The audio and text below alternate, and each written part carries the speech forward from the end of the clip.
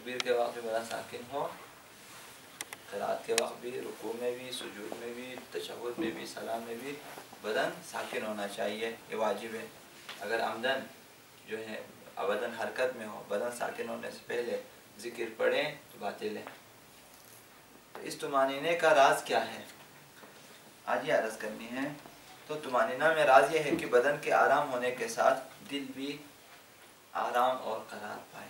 جس طرح آپ کا بدن ساکن ہے، دل بھی اسی طرح سے آرام ہونا چاہیے، یا جلد بازی میں عبادت نہ کرے۔ طمانینے میں سبق یہ ہے کہ بھئی آرام کے ساتھ نماز پڑھیں، عبادت کرنے بے قراری میں، جلدی جلدی میں نہ پڑھیں۔ وضو کرتے ہیں جلدی جلدی میں، خواتین میں بھی آپ نے دیکھا کہ وضو کرتے ہیں، وضو کرنے کے بعد آپ دیکھیں کہ بہت جلدی میں جب وضو کرتے ہیں تو وضو خراب ہو جاتا ہے، کہ مسا کہیں سے کر رہے ہیں، جلدی سے اس طرح کر کے نکل جاتے ہیں، کہ اطمینان نہیں ہے، توجہ نہیں ہے تو اگر وضو صحیح نہیں۔ اسی طرح طہارت میں جلدی جلدی سے طہارت کر کے، بچے جس طرح دیکھا بچے سے آ جاتے ہیں، تو جو ہے وہ پاکیزگی سے زیادہ نجاست ہو جاتی ہے، طہارت صحیح طرح سے نہیں کرتے ہوئے لوگ اس طرح سے ہوتے ہیں۔ ایک سبق یہ ہے طمانینہ میں کہ انسان کا بدن جب ساکن ہو جائے دل کو بھی سکون اور قرار رہنا چاہیے۔ لہٰذا بعض لوگ جلد بازی میں نماز، جلدی میں، بہت جلدی میں، تو دل یہاں پہ نہیں ہے، دل بھی کہیں اور ہے، تو وہ نماز کو جہاں تک ہو سکے تیزی سے ختم کرنے کی کوشش کرتے ہیں، تو اس نماز میں انسان کی توجہ نہیں ہوتی۔ اگر دل اضطراب میں ہو، پریشان ہے دل، مضطرب ہے،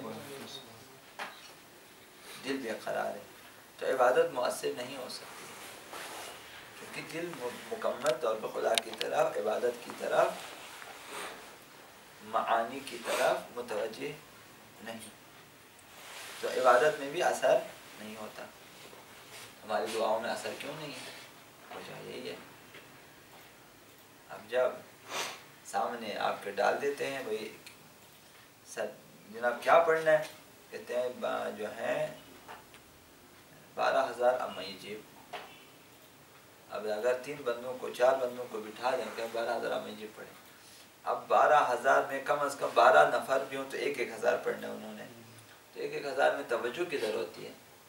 اکثر تو معنی سے بھی بے خبر ہے کہ میں کیا پڑھوں نہیں معلوم، اما یجیب مستعر زیادہ صرف اور صرف تعداد کو مکمل کرنے کی کوشش ہوتی ہے کہ کسی طرح سے وہ 1000 ہو جائے، تو سب گھڑی دیکھ رہے ہیں، اما یجیب پڑھ رہے ہیں، موبائل کے ساتھ چھیڑ رہے ہیں، اما یجیب اس طرح کریں، اما یجیب مستعر زیادہ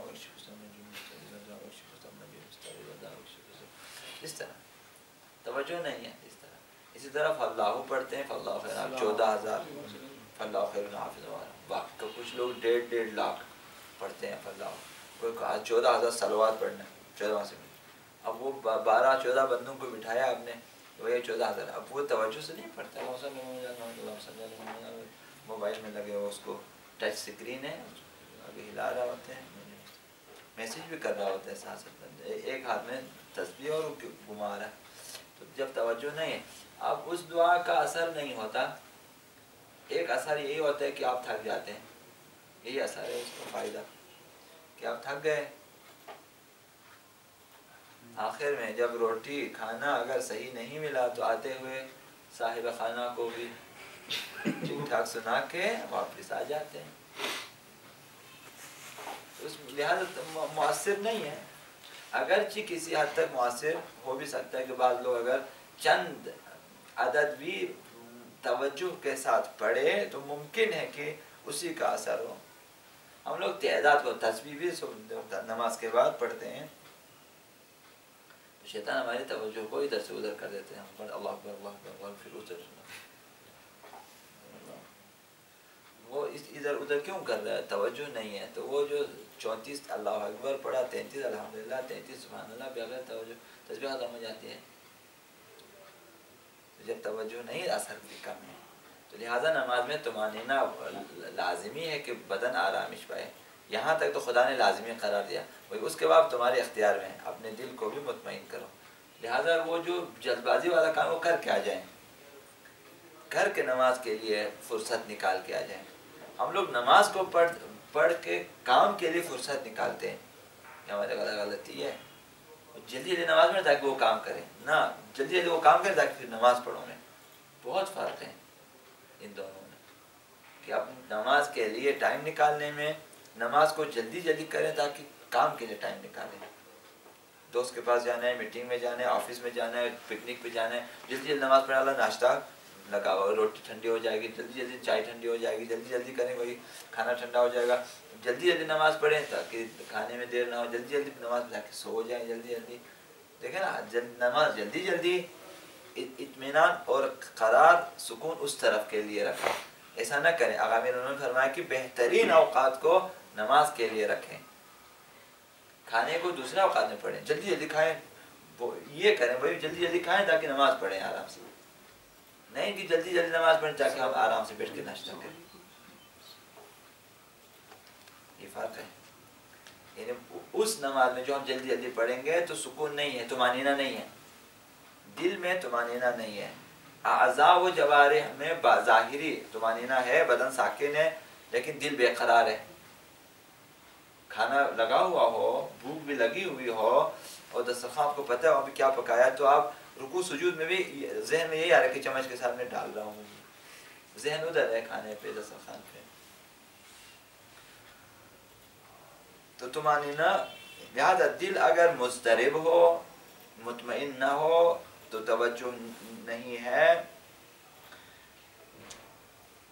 اضطراب معبود حقیقی کے ساتھ رابطے میں رکاوٹ ہے. اضطراب جمعے آپ کوئی ضروری کام درپیش ہے اور آپ نے چاہا کہ جلدی سے نماز پڑھو. غلطی ہماری یہاں یہیں پر ہے. کوشش کریں کہ نماز کے لیے بہترین وقت نکالیں تاکہ مطمئن ہو کے نماز پڑھیں، اس کے بعد کاموں کو انجام دیں. یہ دکھا عبادت کا مقصد اپنے معبود حقیقی کی طرف بازگشت ہے، کہ انسان اپنے خدا کی طرف آئے. یہ تو سیر و سلوک خدا کی طرف ہے. ہم نے جانا ہے اللہ کی طرف. اللہ نے جو جائے گا ہمارے لیے بنایا ہے، معین فرمایا، وہاں جانا ہے. جوار رحمت الہی میں جانا ہے، مرض الہی کی طرف ہم نے سفر کرنا ہے، جانا خدا کی طرف.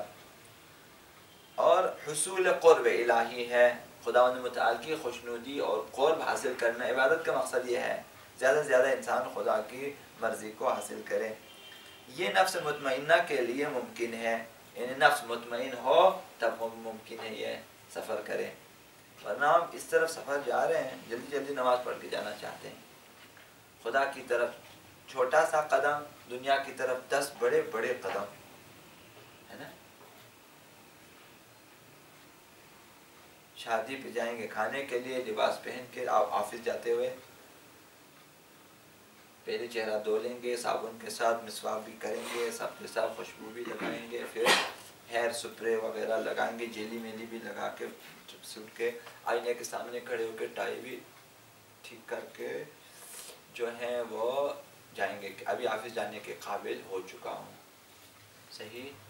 اب نماز پہ آنا ہے، اس نے بسترے سے اٹھیں گے، اسی ٹریک سوٹ میں جائیں گے واش روم، سیدھا وہاں سے آئیں گے، اس طرح پانی ڈالیں گے، وہ جلدی جلدی سے اس طرح کر کے آئیں گے. اللہ اکبر. ابھی تک پانی ٹپک رہا ہے ہاتھوں سے، نہ ٹراؤزر بدلا ہے، نہ لباس بدلا ہے، نہ جراب میں نہ خوشبو ہے، نہ کنگھی ہے، نہ چہرہ دھویا. کہتے ہیں خدا کے لیے اتنا سب کچھ چلتا ہے، کہتے ہیں آفس کے لیے بن ٹھن کے جانا ہوتا ہے. یہ ہماری غلطی ہے. ہم نے خدا کو کم ترین دیکھنے والوں میں سے قرار دیا ہے. آپ دفتر میں بھی لوگ دیکھتے ہیں نا آپ کو، اسی لیے تو آپ بنا کے چلے جاتے ہیں. کس لیے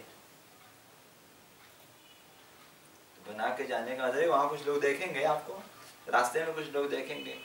ادھر بھی خداوند دیکھ رہا ہے. دفتر والے یک طرفہ ہیں، خداوند دو طرفہ ہے. خداوند یہاں بھی دیکھ رہے ہیں آپ کو، دیکھ رہا ہے آپ کو، وہاں بھی دیکھ رہا ہے. خدا یہ بھی دیکھ رہا ہے کہ وہاں کس طرح بن ٹھن کے جا رہا ہے، اور جب میرے دربار میں آنا ہے اس طرح سے آ رہا ہے. نہ استری کی ضرورت ہے، نہ بالوں میں کنگھی کی ضرورت ہے، نہ خوشبو کی ضرورت ہے، نہ لباس بدلنے کی ضرورت ہے، کسی کی ضرورت نہیں. بس آ جاؤ نماز پڑھو. پھر بعض لوگ تو اسی سے جانماز پر ہی سو جاتے ہیں. سجدہ آخر، اور یہ سجدہ آخر وہی آخر ہی وہیں پہ ہی سو جاتے ہیں آرام سے. پھر جب آپ جا کے اٹھو بھائی ناشتہ کرنا ہے، پھر دیکھو سجدگاہ گیلا گیلا ہے، منہ سے پانی گرا ہے، پسینہ آیا ہے. جس جگہ بچے سو جاتے ہیں. یہ یعنی خدا کی طرح خدا کو کم ترین دیکھنے والوں میں سے، چلو یہ دیکھتے تو ہیں، پرواہ نہیں ہے جس طرح سے، تو کم از کم نماز کے لیے اہتمام کیا کریں. اگرچہ آپ تنہا ہو، بہترین لباس، بہترین خوشبو، بہترین کم از کم مسواک کریں، بالوں میں کنگھی کریں، خدا کے سامنے کیسے کھڑا ہو جائیں خدا کے سامنے. تو نفس مطمئنہ کے لیے ممکن ہے کہ وہ خدا کی طرف سفر کرے، ورنہ خدا کی طرف ایک قدم، دنیا کی طرف 10 قدم. لباس، کنگھی، میک اپ، تصور، توجہ بھی خدا کی طرف یہ بھی نہیں ہے، اس طرف توجہ بھی ہے. پھر جب آپ ملتے ہیں کہ سر شائستگی سے ملتے ہیں، سر آپ ٹھیک ہیں، خیریت سے سر، اوکے سر، یس سر. یہ اتنے آداب وہاں خدا کے پاس اتنے سارے آداب نہیں ہیں، نہ اعوذ باللہ ہے، نہ اور کچھ ہے، نہ اذان ہے، نہ اقامات. جلدی سے شروع کی اللہ اکبر، یہ اللہ اکبر نیت تو شاید باندھیں گے، اس کے بعد توجہ نہیں ہے. اس کے بعد یا اپنے پاؤں کی طرف دیکھ رہے ہوتے ہیں، یا دامن کی طرف دیکھ رہے ہوتے ہیں، یا سوچ رہے ہوتے ہیں. تو یہ جو نفس مطمئن نہیں ہے اپنی عبادتوں سے، لہذا ان کا سیر و سلوک بہت کم ہے خدا کی طرف.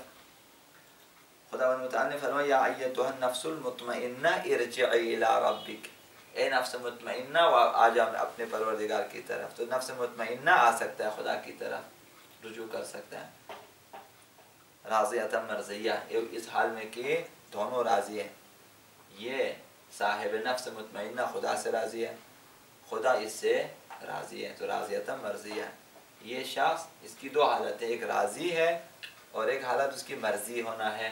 راضی ہے خدا سے، مرضی ہے خدا کی طرف سے. خدا کے مرضی ہے، یعنی خدا اس سے راضی ہے، یہ خود راضی ہے خدا سے. یہ خدا کی طرف سے چونکہ رابطہ ہے قوی، ہمارا رابطہ. لہذا بے شک انسان بے قرار ہے اور افکار و خیالات پر آکندہ. ارجعی الی ربک کا خطاب پا کر حق سے متصل نہیں ہو سکتا، چونکہ غضب و شہوت وغیرہ جیسی قوتیں بے معیار و بے محور و بے مدار کر دیتے انسان کو. غصہ، شہوت جیسی طاقتیں انسان کو بے معیار کر دیتے، کوئی معیار نہیں ہوتا اس کا، اور بے محور بے مدار کر دیتا ہے کہ کس کے گرد گھومیں پتہ نہیں چلتا. ایسا دل تو توحد و تمرکز و آرامش نہیں رکھتا. جو دل یا غصے میں آپ دیکھیں گے تو ہر توجہ آپ کی ختم ہو جائے گی، غصے کی حالت میں کوئی توجہ نہیں رہتی ہے. اور اسی طرح شہوت میں بھی ہے، انسان کو اٹھا لیتا ہے، ہائیجیک کر لیتا ہے. شہوت کی جو طاقت ہوتی ہے انسان کو ہائیجیک کر لیتا ہے، ایسا پردہ ڈال دیتا ہے کہ خدا، اہل بیت، فرشتے سب انسان فراموش کر دیتا ہے، کہ جیسے کہ وہ لوگ فارغ ہو چلے گئے، میں ہوں اور شیطان. انسان گناہ پہ آمادہ ہو جاتا ہے.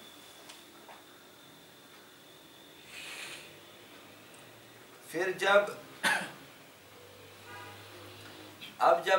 توحد و تمرکز نہ رہے، محور نہ ہو انسان کے پاس، تو پھر حق سے رابطہ بھی قائم نہیں رہ سکتا. میں جو سربت سجدہ ہوا کبھی، تو زمین سے آنے لگی صدا، تیرا دل تو ہے صنم آشنا، تجھے کیا ملے گا نماز میں. دل صنم آشنا ہے، دل دوست ہیں، بتوں کے دوست ہیں، صنم آشنا ہے، دوست داران بت ہیں، ہر قسم کے بت، جنسیات کے بت، شکم و شہوت کے بت، شہرت و وغیرہ وغیرہ کے بت. سب انسان کے دل میں جو چیزیں بسی ہوئے وہ سب صنم ہیں، بت ہیں. تو انسان کا دل ہو جائے بت کدا، تو اندر بت کدا ہے. اگرچہ بت ہے جماعت کی آستینوں میں، تو ہمارے دل میں آستینوں میں نہیں ہے. تو جماعت کی آستینوں میں بت ہیں، تو وہاں بھی فرمایا کہ مجھے حکم اذان لا الہ الا اللہ یہاں تو دلوں میں ہے، جب دلوں میں بت ہیں تو حکم اذان کہاں پہ ہے؟ مسئلہ ہو جائے گا۔ تو لہٰذا کوشش کی جائے اس وقت نماز پڑھیں جب شہوت کا غلبہ نہ ہو، جب غضب کا غلبہ نہ ہو، غضب یعنی غصہ کا غلبہ نہ ہو۔ کوشش کریں کہ اپنے آپ کو نماز کے لیے فارغ کریں، نہ صرف نماز، باقی عبادت کے لیے بھی اسی طرح سے۔ تو لہذا پہلے انہیں آرام کرنا چاہیے، پھر جب مملکت وجود اندر سے آرام و قرار پائے انسان کا اندرون، شہوت کو بھی دور کرے، غصے کو بھی، جب آرامش میں ہو تو حق سے رابطہ برقرار کر سکتا ہے خدا سے، اور سیر معراجی حاصل کر سکتا ہے، خدا کی سفر کر سکتا ہے۔ نماز میں اس آرامش کو حتماً حاصل کرنا چاہیے۔ ہر شخص اپنے استعداد کے مطابق کوشش کر آرامش پانے کے بعد قلب کو قبلہ قرار دے، دل کو قبلہ قرار دے، جیسا کہ آقا امام صادق علیہ السلام نے ارشاد فرمایا فَجْعَلْ قَلْبَكَ قِبْلَةً، اپنے دل کو قبلہ قرار دو، ان توجہ رہے اپنے دل کی طرف، لا وَلِسَانَكَ، اور اپنے زبان کو قبلہ کر، لا تحرکہ، جو ہے، اور زبان کو حرکت نہ دے الا باشارۃ القلب، دل کے اشارے سے زبان کو چلائیں، نہ کہ خیالات میں چلائیں، دل کی طرف سے اشارہ ہونا چاہیے، دل کی طرف سے جیسے اشارے ہو جائیں زبان کو چلیں، یعنی دل میں معنی مفہوم آتا جائے اب پڑھتا جائے نا ساتھ ساتھ، انہیں دل سے پڑھیں، دل سے پڑھیں نہ خیال سے پڑھیں، بلکہ ہم تو بے خیالی میں پڑھتے ہیں۔ الا باشارۃ القلب وموافقۃ العقل ورضا الایمان، اپنے دل کو زبان کا قبلہ قرار دیں اور زبان کو دل کے اشارے پہ حرکت دیں، اور عقل کی ہمراہی اور معیار رضایت ایمانی کے ساتھ زبان کو چلنا چاہیے۔ تو ایمان پہ آپ کا ایمان خدا کی طرف اور توجہ بھی ہو خدا کی طرف، عقل بھی ہو اور دل بھی ساتھ اس عبادت میں شامل ہونا چاہیے۔ تو تعقل بھی ہو کہ آپ سوچ رہے ہیں، اور دل اجازت دے رہے کہ پڑھو، اب استغفار پڑھیں اپنے کو، لہٰذا دل جب کہے گا استغفار پڑھیں تو کوئی گناہ تصور میں آئے گا یا اپنی کوتاہیاں، پھر دل کہے گا استغفار کریں، تب آپ سجدے میں بیٹھ کر، لہٰذا تھوڑی دیر رکنا پڑے گا آپ کو، تاکہ دل آپ کو کہے کہ اب استغفار کریں، استغفر اللہ ربی واتوب الیہ، میں توبہ کرتا ہوں، تو دل ساتھ ساتھ ہیں، عقل بھی سوچ رہا ہے کہ دیکھو میں خدا سے توبے کی درخواست کر رہا ہوں۔ لہٰذا اس طرح سے بقول علامہ حسن زادہ عاملی حفظ اللہ تعالی، انسان کو اس کی عقل چلائے، جو شخص اپنی عقل کو اپنی زبان کا حاکم قرار نہیں دیتا، وہ جو چاہے کہہ دیتا ہے، اور اپنی زبان اور اپنی گفتار کے ذمہ دار ہے وہ، چونکہ اس کی گفتار شان انسانی کے مطابق نہیں ہوتی، جس کی زبان کو اس کی عقل نہ چلائے اس کی باتیں ایسے مفت ہوتی ہیں، لہٰذا وہ اپنی گفتار کے ذمہ دار ہوتا ہے، اور اس کے گفتار جو ہیں وہ شان انسانی کے مطابق نہیں ہوتی، یا اس کی گفتار غافلانہ ہے یا جاہلانہ ہے، جب عقل سوچ سمجھ کے نہ بولیں تو یا جاہلانہ ہے یا غافلانہ، یا غفلت میں بولیں یا جہالت میں۔ نماز بیداری، توجہ، تفکر اور علم و آگاہی کے ساتھ، نماز بیداری کے ساتھ ہونی چاہیے، توجہ کے ساتھ ہونی چاہیے، تفکر کے ساتھ ہونی چاہیے، علم و آگاہی کے ساتھ ہونی چاہیے، غافلانہ و جاہلانہ نہیں ہونی چاہیے، ورنہ یہ طمأنینے کا سبق ہے کہ جب آپ نماز میں طمأنینے کا فلسفہ کیا ہے کہ انسان کا جسم قرار پائے تاکہ دل بھی قرار پائے، تاکہ انسان کی توجہ بھی نماز کی طرف اور دل کی طرف مبذول رہے، تاکہ خدا کی طرف اس کا سفر جاری رہے۔ اگر جہالت میں، غفلت میں نماز پڑھی گئی تو پھر وہ نماز انسان کو کہیں نہیں لے جاتی۔